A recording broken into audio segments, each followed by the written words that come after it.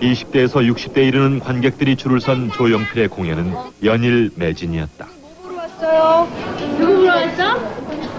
초록빛 아저씨.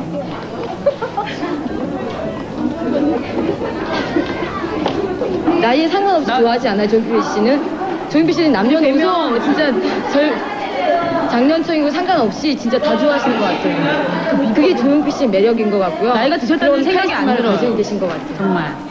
그 대중과 호흡을 같이 하고 또 노래 가사에서 그 흥을 뿜어대는 듯한 그냥 그 절규를 하는 듯한 그런 노래에서 그 사랑을 진하게 느낄 수가 있고 다 좋아요. 우리만 흥이 많아서 다 좋아하시요 노래는. 엄마, 돌아와요, 그 사랑이 커피는 해봐. 엄마 해봐. 해, 괜찮아. 노인네가 80다 되는 노인네가 허물 어때? 해봐, 엄마 시작. 해. 동백섬에 봄이 왔건만 형제 떠난 우사랑에 왔건만.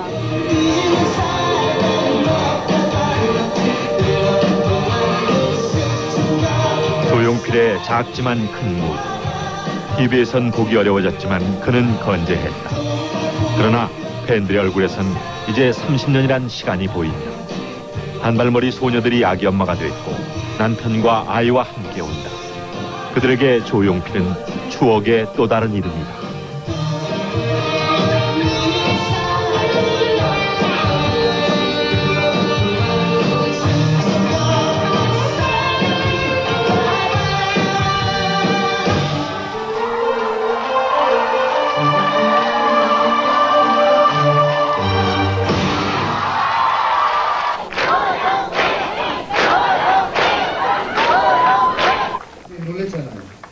그의 노래는 곧 추억이다. 이들은 노래 한 곡 한 곡에 자신들의 추억을 돌이켜보는 것이다. 아, 공연하면 같이 온다고요? 네. 네. 사후. 네? 올해 연세가 어떻게 되세요?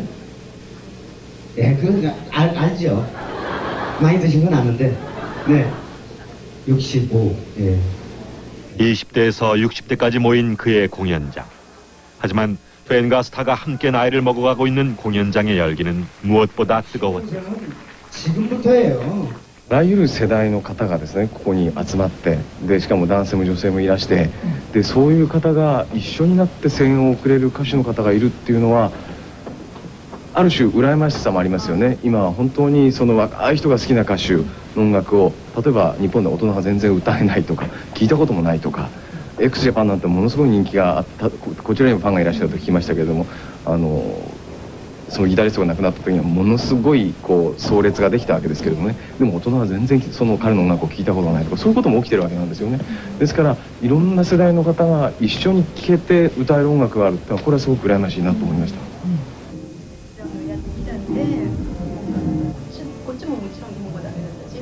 이젠 문화도 국제화 시대, 음악도 마찬가지다. 최근 일본 대중문화 개방에 즈음해 대중문화에 관한 취재를 온 일본 기자들. 그들 역시 조용필의 소극장 공연을 보곤 그의 폭넓은 음악의 영역과 세대를 아우르는 다양한 팬층에 한편으론 놀라고 한편으론 부러워했다.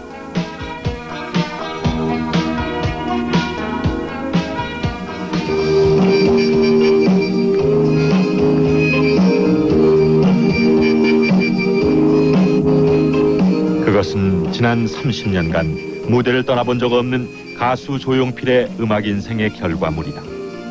그리고 20세기를 마감하는 세기 말, 우리는 조용필을 20세기 한국을 대표하는 가수로 꼽길 주저하질 않는다.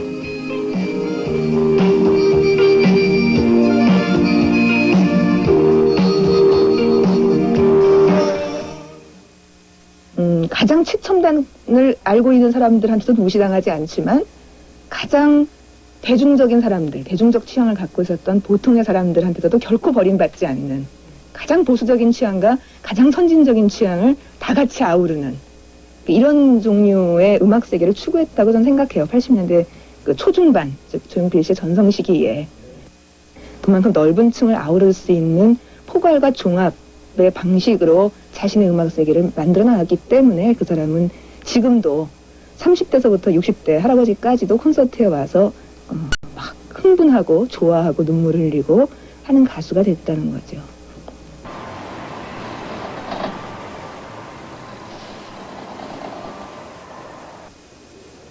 전문가들은 조용필을 한국 대중음악사에서 음악성과 대중성, 그 모두에서 성공한 최초의 뮤지션으로 꼽는다.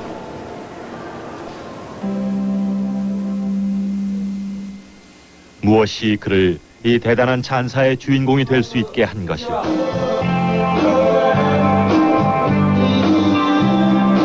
그는 아직도 리허설을 한다. 요즘 젊은 가수들도 제대로 챙기지 않는 리허설. 그러나 30년 동안 노래만을 해온 그는 절대로 빼먹지 않는다.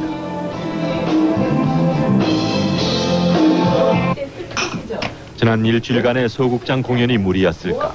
감기 몸살이 찾아왔다. 아침부터 주사에 링길까지 맞았지만 좋아지지 않는다. 계획했던 레파토리도 바꿔야 할 만큼 상태가 심각하다.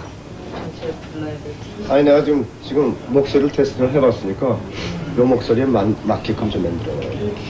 하지만 쉴 수는 없다. 이틀 동안 하는 공연에 2천여 명이 벌써 오래전부터 예약을 마친 상태. 그렇게 살아온 그의 30년.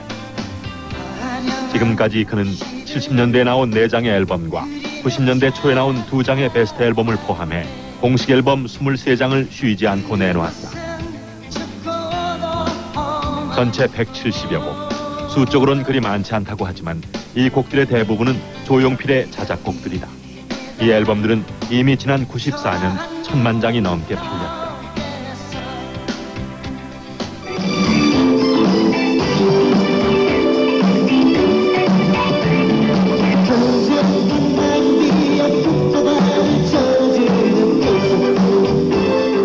무엇보다 그의 노래들은 놀랍도록 다채롭다. 많은 가수들이 자신의 대표적인 한 장르를 가지고 있는 것에 비해 조용필의 노래는 트로트에서 록, 동요에 이르기까지 모든 장르에 걸쳐 있다.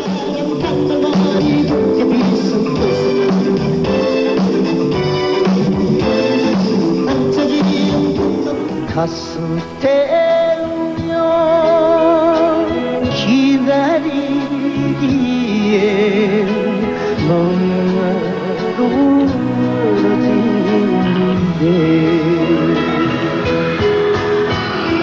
사랑의 마음도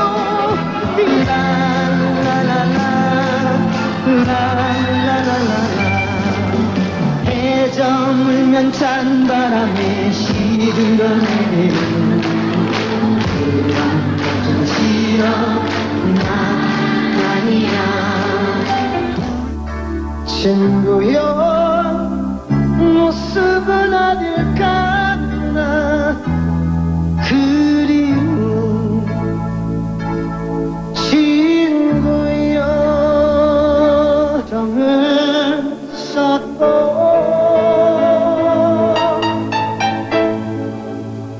정에 울며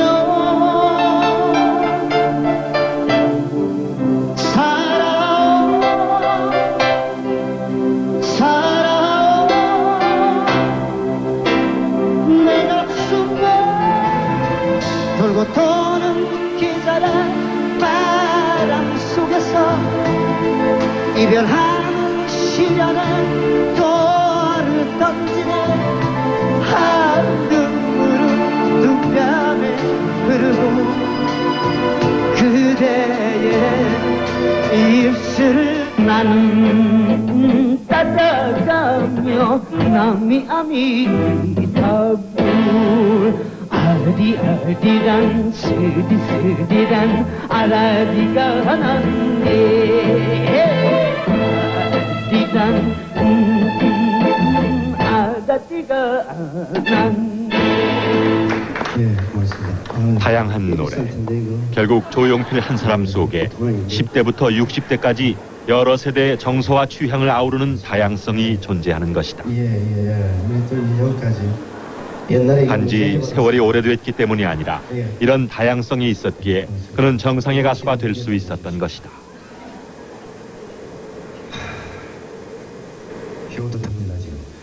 그의 공연엔 말이 적다.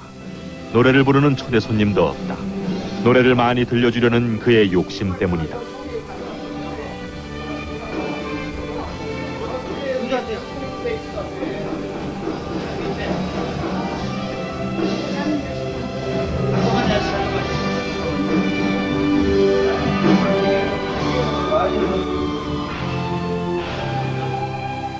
한 공연에 노래 22곡. 공연 후에 늘 지쳐 떨어지기 마련이다.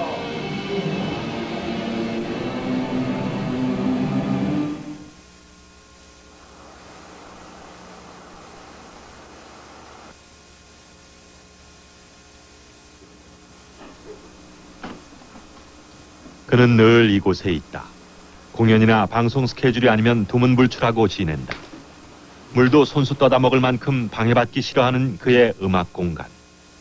거슬러 올라가면 그는 열정의 크기만큼 가난했다. 옛날에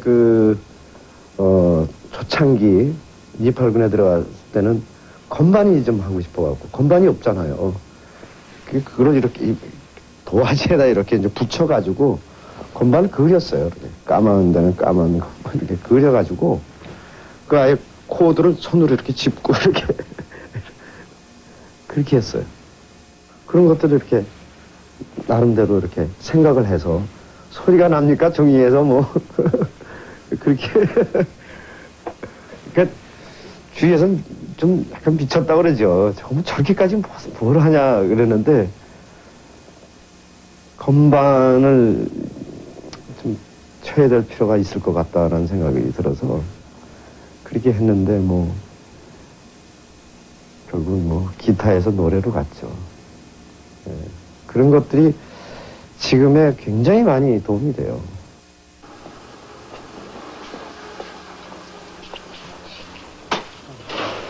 한 신문사의 자료 보관실. 오래된 주간지의 한 페이지에서 흥미로운 기사를 발견했다. 71년 한 주간지가 주최한 보컬그룹 경연대회. 당시 조용필은 3인조 밴드 김트리오의 멤버로 이 대회에 참가했다. 그리고 가수상을 수상했다. 이름이 잘못 올라가긴 했지만 조용필은 이 대회에서 가창력이 뛰어나다는 극찬을 받았다. 그 당시만 해도 조용필 씨 하나만 있으면은 지가 지금 생각하면 평생 음악을 할 것 같은 그런 가수였었거든요. 그때도 길 잃은 철새인가 그걸 해갖고 옛날에 시민에 와서 가수왕 상을 탔어요. 김철이었대요. 조용필이 처음으로 가수로서 인정을 받은 무대였다. 만 20살의 앳된 모습. 그가 어느새 노래 인생 30년을 맞았다. 그의 출발은 기타리스트. 고등학교 3학년을 마치던 68년 일렉트릭 기타 하나를 메고 집을 나서면서 그의 음악 인생은 시작됐다.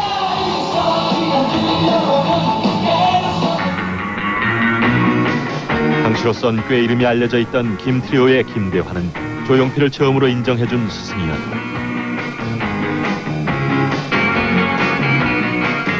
1950년 화성에서 7남매 중 6째로 태어난 조용필.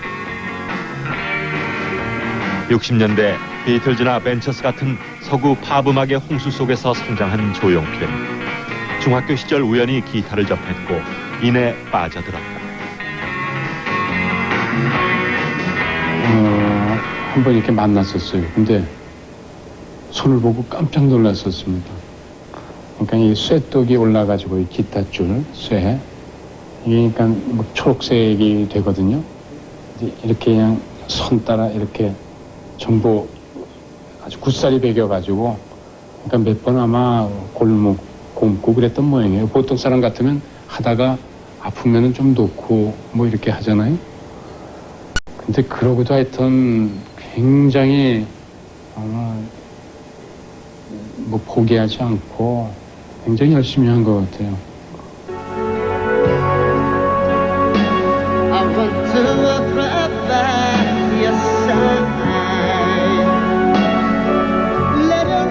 그러나 속칭 딴따라는 안 된다는 아버지의 반대에 부딪힌 그는 가출했다.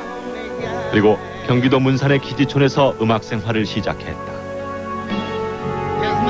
그는 록을 선택했다. 그러나 계속된 무명의 서러움과 외로움. 어느 날 조용필은 보컬을 맡았던 친구의 군입대로 노래를 하게 됐고, 우연히 그가 부른 리드미온을 들은 흑인 병사는 눈물을 흘리며 가수가 되길 권했다.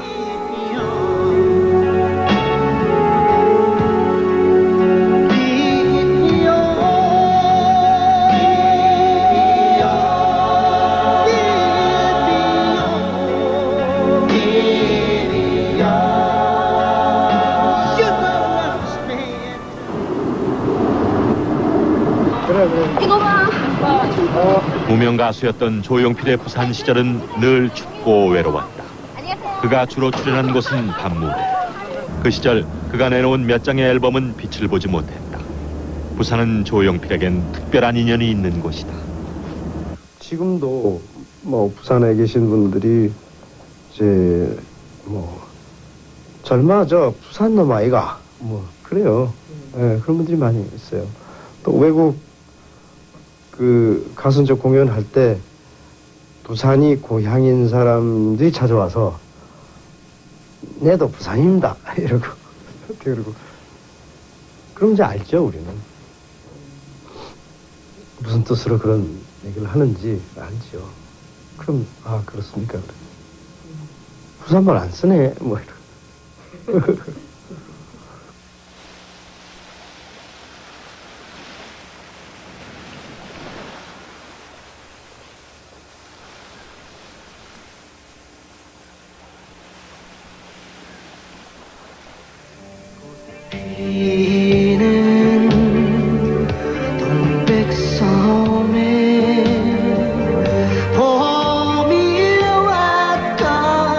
가수 조용필을 세상에 알린 첫 노래. 사실 조용필이 이 노래를 처음 부른 것은 72년. 75년엔 트로트이던 것을 고고 리듬으로 바꿔 불렀지만 별 반응이 없었다. 그런데 조총련계 제일동포들의 모국 방문이 허용되면서 시기적으로 맞아떨어진 이 노래는 불길처럼 인기를 얻었다. 애절한 노랫말에 산맺힌 이별과 만남의 절규가 섞이면서 이 노래는 삽시간에 조용필을 인기 정상으로 올려놓았다. 록밴드 출신의 그가 트로트풍의 노래로 알려지기 시작한 것이다. 8년 무명 시절 끝에 76년 그의 운명은 달라져 버렸다.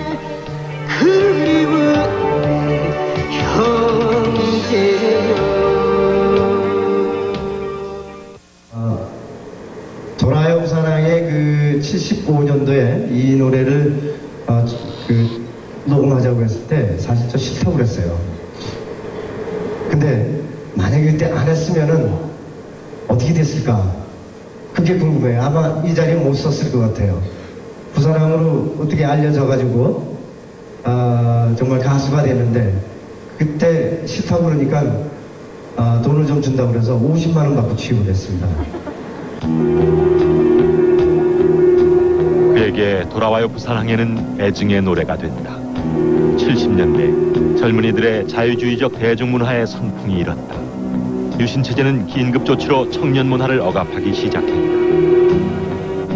그리고 이어진 소위 대마초판. 대중음악계의 나무기가 찾아오고 된소리를 맞은 많은 연예인들이 전업을 하거나 이 땅을 떠났다. 조용필도 77년 2차 대마초 파동에 연루돼 벌금을 물고 풀려났다.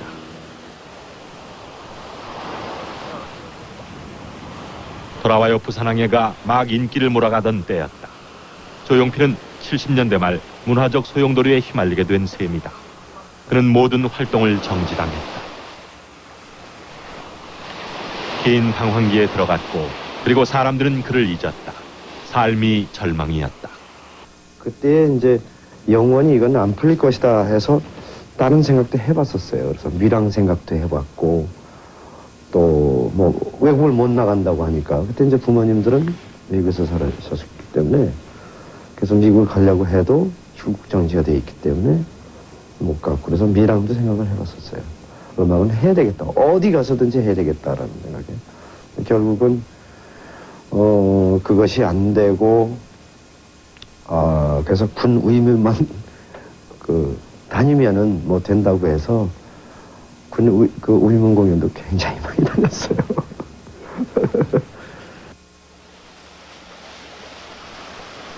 노래가 하고 싶어 무대에 섰지만 그는 이 시절 돌아와요 부산항에는 부르지 않았다. 그래도 그가 몰래 출연하는 업소엔 손님들이 몰리곤 했다. 그래서 지방 쪽에 내려가서 숨어서도 해보고 또 연습도 한번 해보고 그래서 서울에서는 뭐 도저히 안 되니까 지방 쪽에 이렇게 가서 하고 그랬죠. 그 연습도 많이 하고 또 그러다가 다른 이제 업소에서 이렇게 수서를 내요. 그럼 이제 우리 또 보따리 장하고 서울로 또 올라오고. 희망이라고는 없어 보이던 그 시절 그는 우리 소리를 만났다. 한 소리 음반들을 사서 득음을 한다는 명창처럼 소리를 갈고 닦았다. 그리고 얼마 후 가슴을 울리는 소리가 나기 시작했다. 그의 목소리는 아주 달라졌다. 그런 70년대 전반까지만 하더라도 미성의 그 목소리를 가지고 있었습니다. 그러나 70대 후반에 어떤 그런 규제 이후의 은둔 기간을 통해서 우리의 전통적인 판소리나 어떤 민요의 창법을 익혔고 여기에 어떤 그 흑인의 어떤 그 소울적인 어떤 요소들을 결합하면서 흔히 조용필의 창법이라고 얘기하는 진성과 가성을 자유로 오가는 어떤 그리고 탁성과 청성을 또 역시 그 자유롭게 포착하는 그야말로 그 모든 표현이 가능한 어떤 보컬의 진경을 획득했습니다.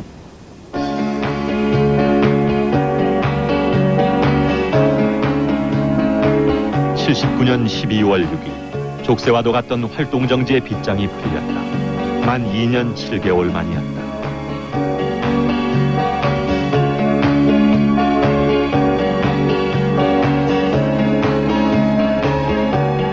그는 바로 한 통의 전화를 받는다. 금지에서 풀려나고 바로입니다. 내가 보기에 한 달도 안 됐을 것 같아요. 그래서 이제 전화로 그 전에 한번 우리가 만났던 일이 있으니까 누구누구인데 이렇게 하자. 그랬더니 아 좋다. 그래서 내가 작곡은 누가 했으면 좋겠느냐. 내가 생각하고 있는 또 좋아하는 작곡가가 있습니다. 그랬더니 조용필 씨가 제가 하면 안 되겠습니까? 이러더라고.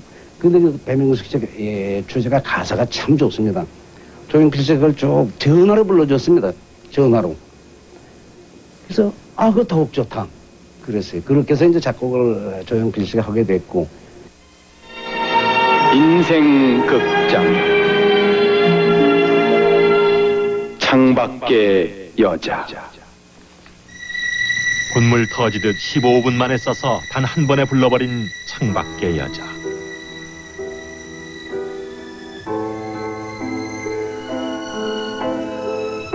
배명숙 극본, 이규상 연출, 첫 번째. 창가에 서면 눈물처럼 떠오르는 그대의 인수. 창밖의 여자는 멜로디 진행도 아주 파격적이고 또 조용필 씨의 이 발성, 창법 이게 돌아와요 때보다 전혀 달라졌어요. 그 녹음을 쫙 들으면서 말하자면 우리 다 느끼는 거지만 프로듀서는 어떤 감이 있잖아요. 그 조용필 씨가 쫙 1절을 부르는 걸 딱 듣는데 전율 같은 걸 느끼겠더라고요. 그래서 이거구나. 창밖의 여자는 80년대 조용필 전성시대를 여는 예고였다. 그는 당당하게 컴백했다. 우리 많이 와주신 여러분들 그리고 또 지금 전국에서 이 시간을 지켜보고 계신 시청자 여러분들 만 4년 만에 그 다재다능한 모습, 건강한 모습을 갖고 여러분 앞에 다시 이렇게 다재다능한 모습을 보여주고 있습니다. 조용필 씨. 다시 가수로서의 활동을 한 그 기분으로 지금 역시 시작하려고 또 합니다. 그리고 굉장히 오래간만에 이렇게 여러분들 뵈니까 마음 굉장히 떨려요. 떨리고요. 다시 등장하는 그런 느낌을 가질 수가 있는 것 근데 뭐 같은데. 노래는 변함이 없으신 것 같아요. 그 대마초 파동 이후에 70년대 후반이 되면 우리 그 대중음악계에서 소위 스타가 사라집니다. 조용필은 70년대 말에 바로 그러한 어떤 공백기를 딛고 재기에 성공한 유일한 가수가 되는 셈이죠.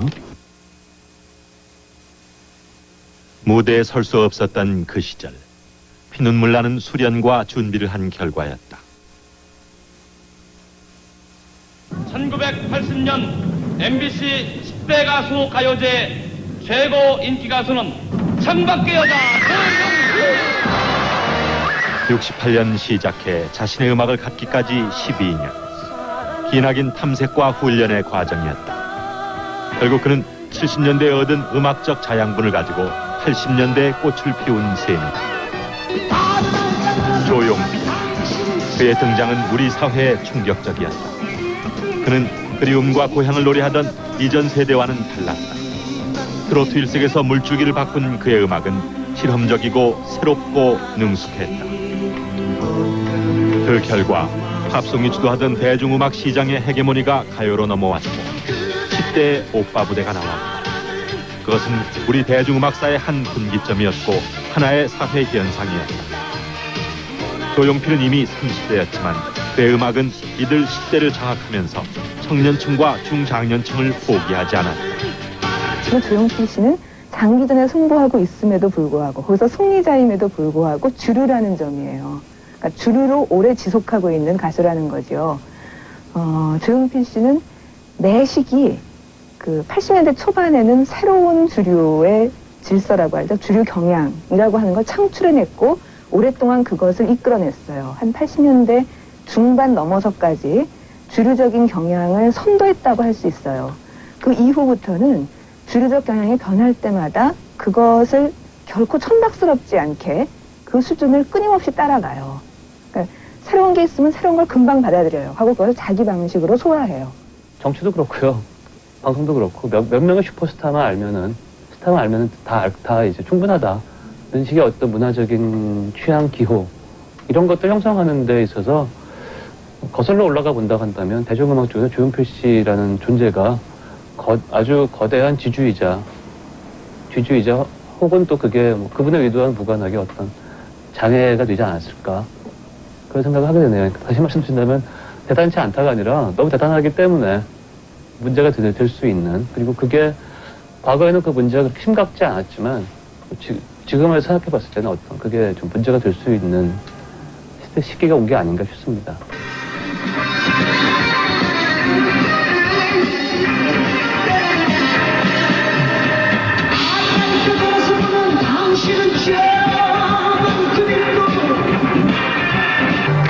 도쿄의 밤을 뜨겁게 열광시키고 있는 한 야외 공연장입니다.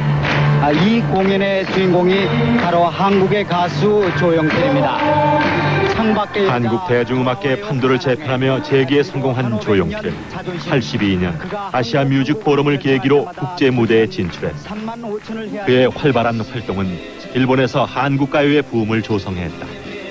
당시 조용필의 한국 공연을 보러 수백 명의 일본인들이 한국을 찾곤했을 정도였다. 특히 돌아와요 부산항에는 폭발적인 인기로 일본 가수 10여 명에 의해 다투어 출반됐다. 노래 한 곡을 여러 가수가 부른 일본 최고의 기록을 세우며 화제가 됐다. 역사적으로 한국 가수가 진출한 곳 있었는데 처음에 히트한 가수가 오래됐지만 70년대 여기서 카펜터즈 노래 부르시는 이성애 씨가 일본에서 가슴 아프게 약간 들었던 그걸로 히트했어요. 그거 히트해가지고 그 후에 남자 한국 가수가 일본에 진출을 하기는 보통 일본 업계인들이 음악 비즈니스 하는 사람이 생각할 수 없었어요. 그래도 연필 씨가 그런 거 잘 했기 때문에 그때 당시 그 일본 동영 코베, 나고야, 후쿠오카 5월 4군데에서 처음에 공연했어요. 그때 벌써 팬클럽이 있었으니까요. 그러나 시대가 바뀌고 90년대 초 신세대란 말과 함께 혁신적으로 등장한 서태지와 아이들.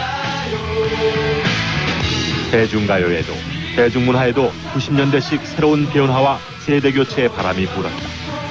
80년대의 욕구와 정서를 대변했던 조용필은 밀려나야 했다.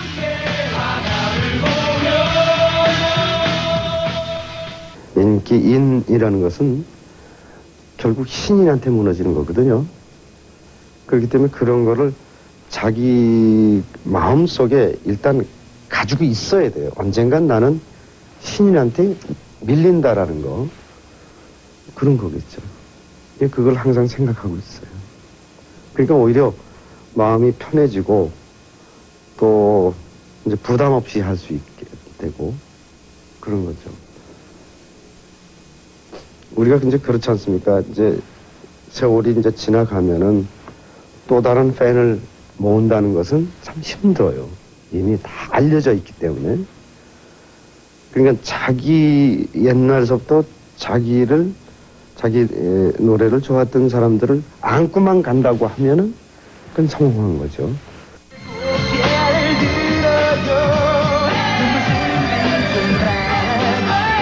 그래도 그는 아직도 10대 댄스그룹 위주의 연말 시상식에 초대된다. 오빠 부대의 원조였던 조용필. 그러나 더 이상 아이들의 함성은 없다. 노래하는 사람도 노래를 듣는 사람도 10대 위주인 우리의 대중가요계. 반짝 가수들 속의 조용필은 무슨 의미일까?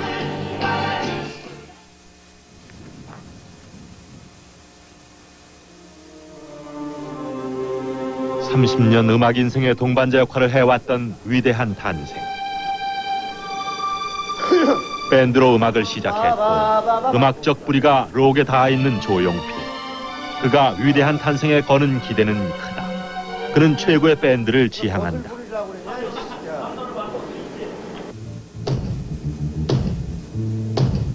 (74년) 조용필과 그림자에서 79년 새롭게 꾸며진 위대한 탄생.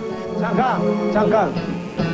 유재하, 정원영, 김광민 등 당대 내로라 하는 음악인들이 거쳐간 위대한 탄생. 그러나 합류했다가도 공연 한 번 못 해보고 연습 도중에 바뀌는 일도 적지 않다. 최고의 몫을 해내지 못한다면 언제든 쫓겨날 수 있기 때문이다.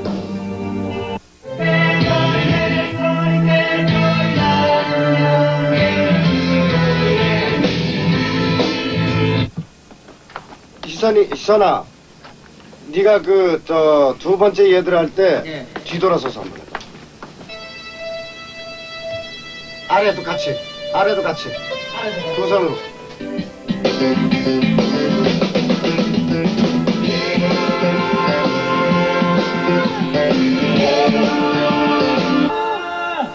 길어.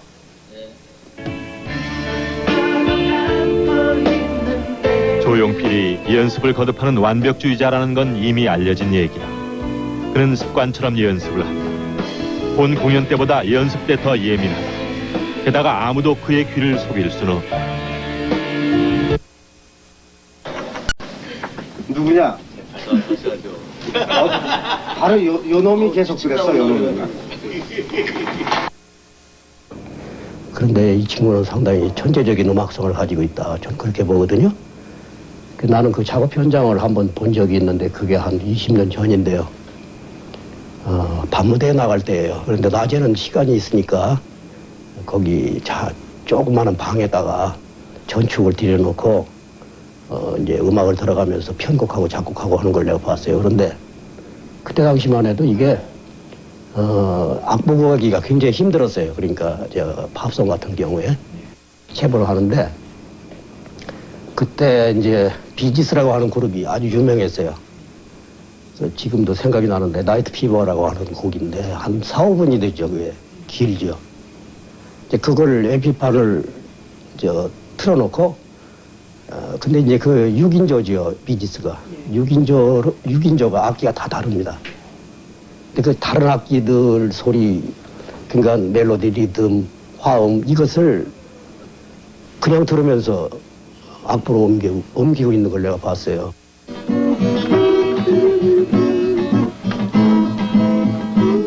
그는 음악에 관한 정규 교육을 받은 일이 없다. 누구라고 내세울 음악의 스승도 없었다.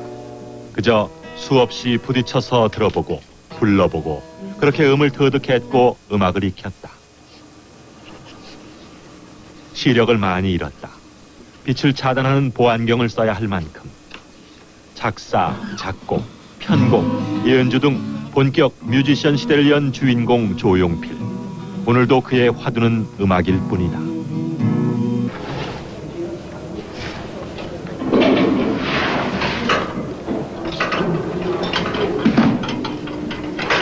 그의 스태프들은 항상 긴장한다. 조금의 실수도 용납치 않는 조용필의 철저함과 프로근성을 알기 때문이다. 무대와 관련된 모든 것에서도 그는 이미 전문가 수준이다. 뭘 해봐. 저 뒤에 가서 좀 들어볼게.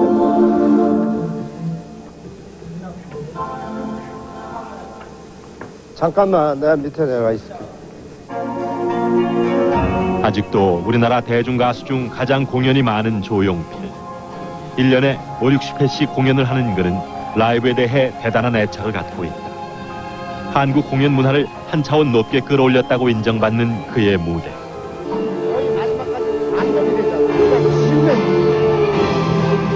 자신의 음악을 보다 정확하게 전달하기 위해 그는 항상 욕심을 낸다. 가수의 본질적인 승부처가 무대라는 것을 그는 누구보다 잘 아는 사람이다. 그런 어떤 음악에 대한 열정은 바로 그 밴드에 대한, 그 당시만 하더라도 단순히 어떤 이 선율의 중심적이었고 또 가창력 중심적인 시대에 모든 어떤 그 연주의 상태, 그리고 그 연주의 수준뿐만 아니라 그런 음향의 새로운 시도라, 다양한 어떤 스튜디오 테크닉의 실현, 그리고 공연에 있어서의 어떤 무대와 조명에 관한 어떤 그런 한 10년을 앞서갔던 집착, 이런 것들이 대중들에게는 그 이전에 어떤 우리의 대중에서 만날 수 없었던 엄청난 어떤 그 만족과 열광을 안겨다 주었습니다. 한때 국내 가요계에서 웬만한 음악적 시도들은 모두 조용필이 해버렸다는 푸념이 나오기도 했었다. 그는 번 만큼 쓴다. 음악을 위한 투자를 아끼지 않는다. 웬만한 극장 공연에 장비만도 5톤 트럭 대여섯 대 분량. 조용필의 공연엔 항상 최고의 장비와 인력이 함께한다. 이렇게 늘 투자와 다양한 음악적 시도들이 가능했던 것은 그의 열정 때문이다.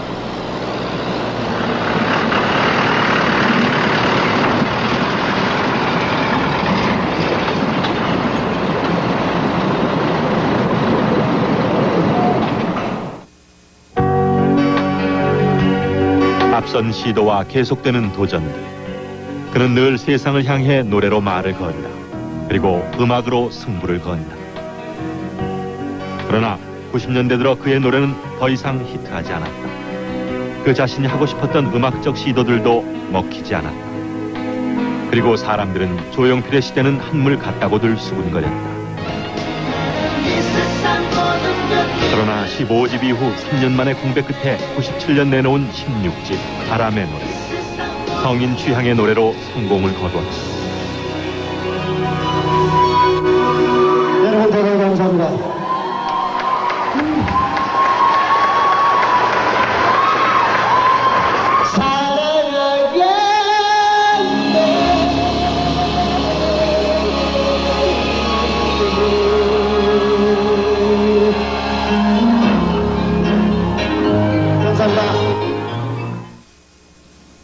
대중들이 가수 조용필 하는, 얻고자 하는, 듣고 싶어 하는 음악이 뭐고, 이 바라는 그 정서가 뭐냐, 그걸 좀 생각을 해봐야 되는 거 아니냐는 얘기를 한 적이 있어요.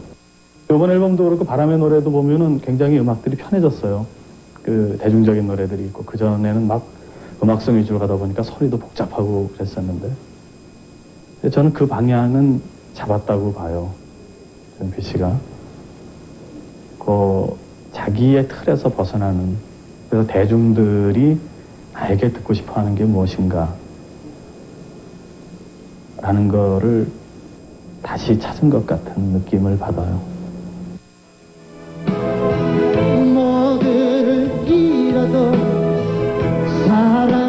음악만으로 꾸준히 승부를 걸어온 조용필의 30년.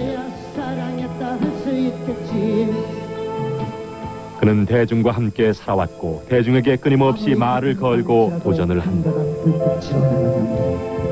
메마르고 다분한 한절기 맑은 물소리로 나누는 거센 폭풍 초목을 휩쓸어도 꺾이지 않는 한 그루 나무들. 내가 지금 이 세상을 살고 있는 것은 21세기가 간절히 나를 원했기 때문이요. 그는 대중음악에 대한 천대와 사시적 편견 속에서 버텨냈고 대중음악을 그 높게만 보였던 세종문화회관에 올렸다. 거래하던 지식인들조차 그의 공연장을 찾게 했다. 그렇게 자기 마음을 숨김없이 드러내는 그의 음악적 성실성 때문에 사람들은 그를 국민가수라 칭하는데 주저하지 않는다. 한국 대중음악의 지평을 넓혀왔다는 평을 받는 조용필. 그러나 못내 아쉬움도 남는다. 결국 예술가로서의 음악 예술가로서의 조용필의 최후의 과제는 그가 마치 80년대 전반에 우리의 전체 어떤 주류 음악계의 지형들을 전면적으로 바꾸어 놓았듯이 나이가 들어서도 과연 아직까지 그 표류하고 있는 우리의 30대 이상의 어떤 이 승인 취향의 어떤 이 대중음악의 질서를 어떻게 또 새롭게 세우고 또 개진해 나갈 것인지, 이것이 어쩌면 음악인 조용필로서의 어떤 그 가장 중요한 최후의 과제가 될 것이라고 믿고요. 자기 음악 행위를 어떤 사회적 관점이나 이런 좀 큰 틀에서 보지 않고 그야말로 음악만을 사랑하고 음악이 전부인 것으로만 생각한 데서 오는 어떤 한계, 특히 자기 개인과 음악의 관계만이 존재하지 큰 현실 속에서의 자기 음악의 의미라든가 전체적인 한국 대중음악의 문제라든가 이런 것에 대한 시각은 가지지 못한 것이 바로 그의 한계가 아닐까 하는 생각을 저는 하는 겁니다. 근데 좀 잘 안 됐어, 그게. 한참 우리 이제 위대한 탄생 무지하게 바쁘고 레코딩 또는 음악을 하다 보면 자꾸 욕심이 생긴다는 조용필. 자기 분야에서 경지에 오르고 명성에 맞는 노래를 만들기 위해 그는 늘 외롭고 고독했다. 이제 한동안 어떤 그 위대한 탄생이 야격이 좀. 그는 이제 그의 설례가 누군가에게 길이 되고 밑거름이 되길 바란다. 근데 왜냐면 음악이 없는 세상은 좀 캄캄한 밤이거든. 그리고 사람들은 음악만을 생각하는 그에게서 우리 시대의 장인의 모습을 본다. 나 정말 힘들더라. 진짜 막 하다 짜증나. 언제서부터 그랬어? 이걸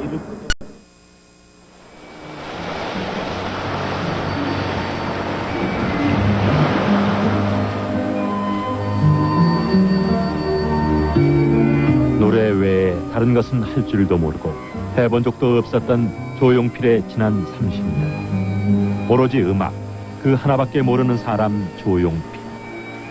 음악을 위해 그는 세월을 고민한다.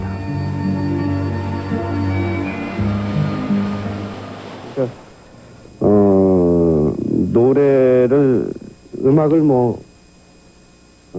어렸을 때 했기 때문에 그만둔다고 했을 때의 그 생각은 끔찍한 것 같아. 내가 이거 음악을 그만둔다고 하면은 내가 어떻게 살 것인가라고 할 때 그때는 아주 캄캄해요. 허탈감이 너무 많을 것 같고 그런 공허감. 그래서 이런 생각을 해봤어요. 이 다음에는 노래는 안 할지언정 많은 곡만 좀 써보자. 이런 곡 저런 곡 써보자. 그러면 어떤 나한테 위로나 또 살아가는 데 있어서 힘이 되지 않겠느냐, 그런 생각을 해봐요.